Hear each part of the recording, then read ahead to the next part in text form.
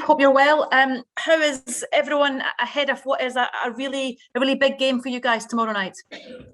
No, almost everyone's good. Unfortunately, Scott McTominay's picked up a bit of a throat virus.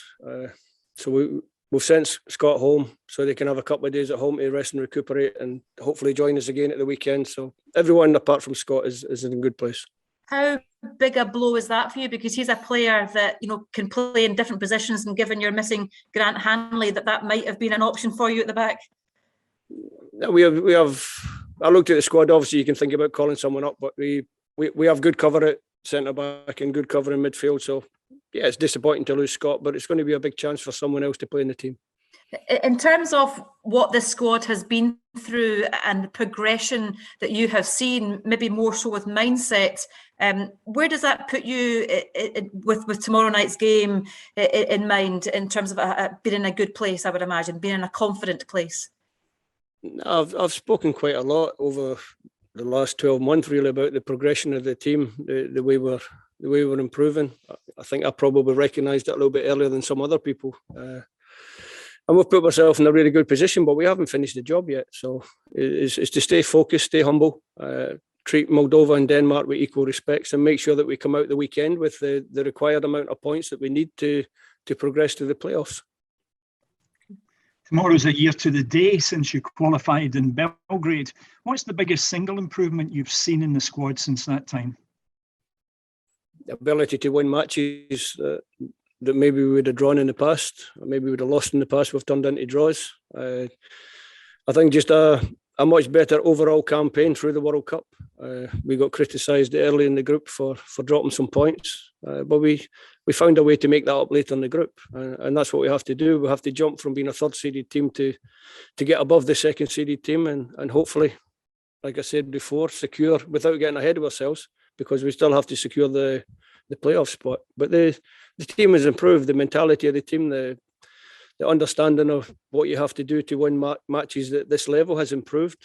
And I always said that would improve gradually, slowly, by the number of caps that you pick up. So we have more players who are more experienced at this level. And when you start to get results against some of the better teams, then you start to believe in yourself a little bit more. And that belief can turn a draw into a win, which is probably what happened in the last two games last month. This game could, of course, as all games could be when they're tight, be settled by a set piece. How important has Austin's input been to you? Yeah, it's been good. Something different. I like to take myself out of my comfort zone a little bit at times. So for me, Austin was a different type of appointment. He brings a percentage. He brings I don't know what you call it, statistics and percentages, and on some of them we improved. We actually conceded 2 goals against Israel from set plays. So that was a negative, but we've worked on the organisation. Hopefully we get it better in the future. But we scored the winning goal against Israel from a set play, which is nice, which is good.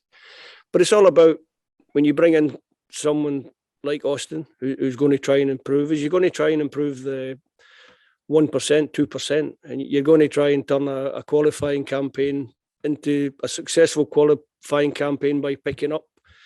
If you take the Israel game, for example, instead of drawing 2-2, we scored with a late set play and we turned 1 point into 3 points. So suddenly we're 2 points better off. So those are the marginal gains that we're looking for.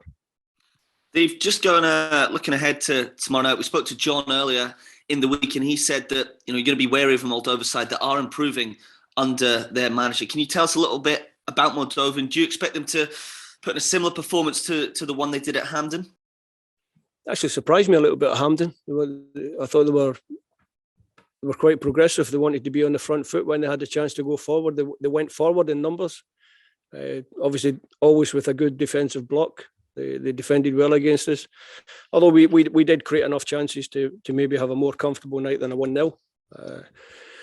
Over the course of the campaign, I think with their coach, obviously they suffered early in the campaign. We had a big reverse against Denmark, but gradually the games have become more competitive for them. They went to Israel last month, only lost 2-1. We all know, as we know well, it's a tough place to go and make it a proper game, and it was a proper game. So I think they've improved over the course of the campaign.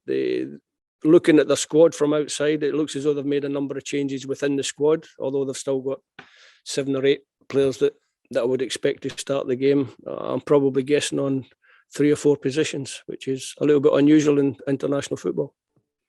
I know that we've spoken about it quite a lot, but Lyndon has scored a lot of goals recently, big goals. How big a miss is he tomorrow night? But then on the other hand, it gives opportunity to other players. How has Jacob Brown settled in? Without asking you for your team lineup, do you feel that he has settled enough? He would be ready to play a big part tomorrow night?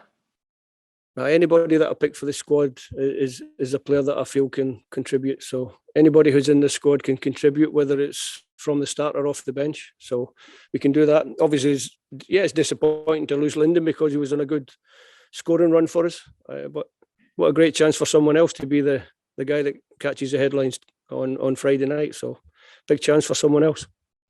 Steve, we all know what's at stake tomorrow night. How would you rank this game in terms of in your Scotland career as the most important?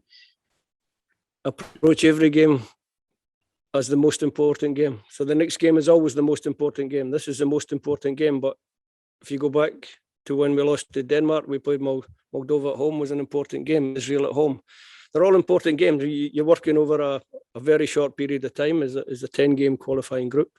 And every game is important if you want to qualify. So Moldova is just the next most important game. We spoke to Andy a wee while ago, and he was saying how the squad, there's a real togetherness.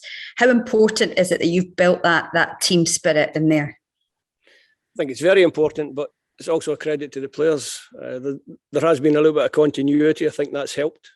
Just as a little story for you to run, I had to persuade Lyndon, who's not with us just now because he stayed behind. He was suspended for the first game.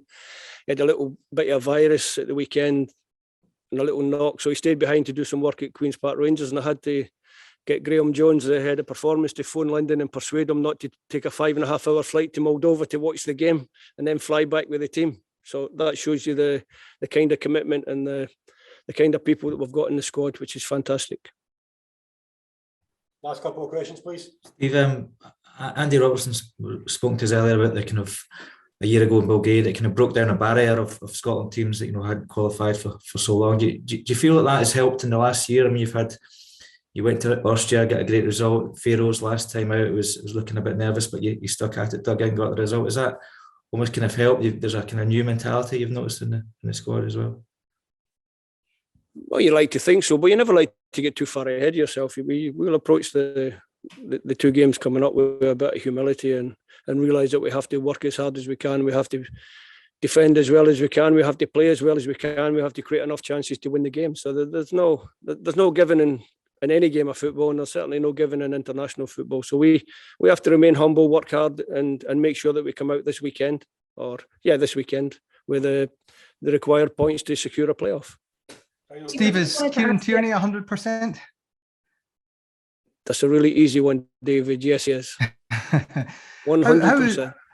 What do you make of Andy Robertson's form? There's been some chat about that in Liverpool. Anytime I've seen Andy, he's done well and he does well for his country. So I don't get too wrapped up in what people are saying away from where we are. We come together and we try and work as a team when we're together. And everybody's done well for Scotland recently, and that's the most important thing. Right, thanks, everybody. Thank you. Thanks, Steve. Good luck, Steve. Thank you. Thanks very much. Thank you.